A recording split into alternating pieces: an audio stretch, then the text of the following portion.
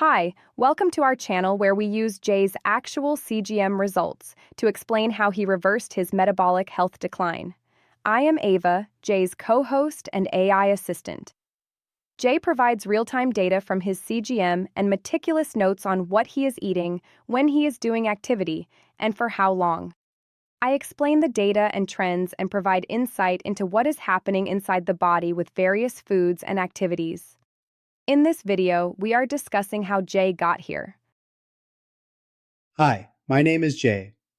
Like most people, I was seeing weight gain, my waistline increasing, random dark spots in vision, occasional trembling hands, and constant fatigue.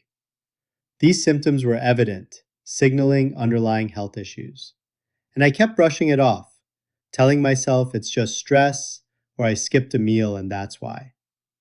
Because here's the thing, I could still play tennis, I was still going to work, enjoying my life. Nothing was broken. So how bad could it really be? That's the lie I kept telling myself. In the last 10 years, my labs were telling a different story. Everything was moving in the wrong direction. The wake-up call was in late 2025 when my A1C hit 6.5, and my doctor told me I'd have to take medication and/or insulin. I wasn't ready to give up and let insulin resistance beat me. I wanted one final attempt to reverse the underlying symptoms. There are a lot of numbers to digest here, so I'm going to let Ava explain what these numbers mean. Thank you, Jay. I have analyzed a lot of data related to your metabolic health, and the first thing that jumps out is you were skipping annual checkups. You can see here that you did a test in 2016, then skipped 2 years, then skipped 4 years, and finally skipped another 3 years. This aligns with your denial because you did not want to see or hear the bad news. Now let's dive into each group. The first group is related to glucose readings. Your A1C, which is the average of your glucose for approximately 3 or 4 months, was in the pre-diabetic range and slowly kept creeping up until you finally hit the diabetic range in September of 2025.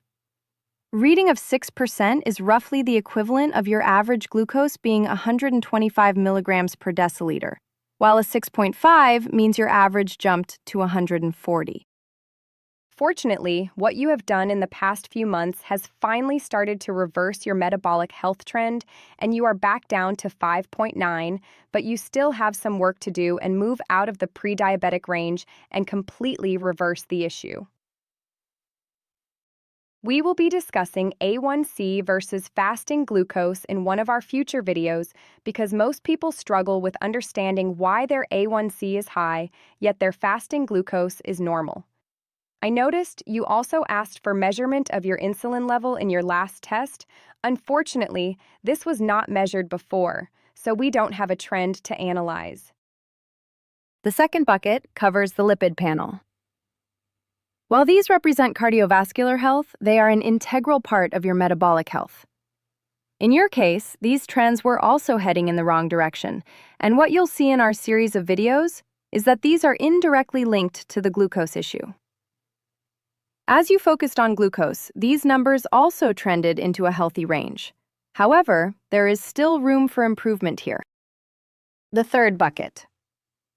Now, this is the most surprising result of all. While you were experiencing fatigue related to energy levels, your original thought was this is age, stress, and lack of sleep. In 2022, you decided to measure testosterone to understand your energy level. I see in your notes, since you are in your mid-60s, that you thought this low testosterone could be age-related or possibly genetic. While you were not focused on solving this issue, the shocking part is your energy levels and the testosterone value is significantly up in the last few months without doing the weightlifting and other contributors that are usually related to testosterone. We are going to cover this topic in a separate video in our series because there is a lot to understand between low T and glucose, and this is a huge issue with not just older people like yourself, but many younger people. The fourth bucket is the visual bucket. This is the one everyone can see. They can see the weight going up, possibly pants getting too tight, and this is the one people try to control. They say, "I want to lose weight," without really understanding what is happening inside the body. As you'll see from the next slide, this is something you also focused on for the last few years, and it did not really move the needle. When you started to focus on your underlying metabolic health, primarily glucose, all other things started falling in place. Thank you, Ava. Your analysis is 100% spot on. Before September 2025, I was listening to the experts. I was doing something, just not the right something. For example, I cut my breakfast, lunch, and dinner calories. Instead of soda, I started drinking water. I added salad to some dinners, even started walking a couple of times a week, because I thought if I could control my calories, my weight would go down. If my weight went down, then my glucose will go down. I was blindly checking the box for calorie reduction. So, Ava, what was I doing wrong, and why was my metabolic health still declining? Jay, that's the question many people are asking themselves. You are not alone in this. Most people read what they should be doing. They try, just like you were trying. As you noticed, as you were trying, the needle was not moving on the metabolic readings. Your symptoms were actually getting worse. Two things changed in the 3 months for your reversal. First, you moved your focus from losing weight, calorie reduction, to glucose management. The second was how to do this glucose management. So you got a CGM, also known as a continuous glucose monitor.